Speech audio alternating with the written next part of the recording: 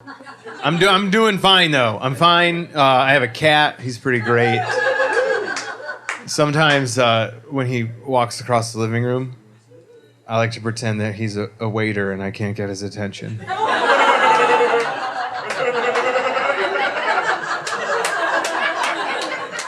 I'm just like, sir, when you get...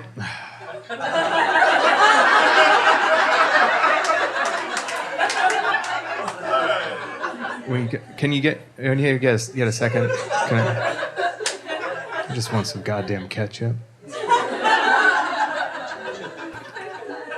He yawned the other day and I stuck my finger in his mouth.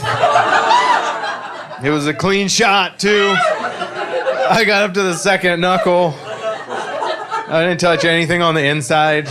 In and out. Ha! Like that. Got him. I've been trying to do that for 9 years. That was a big day. Big day in my house. I'll never forget it.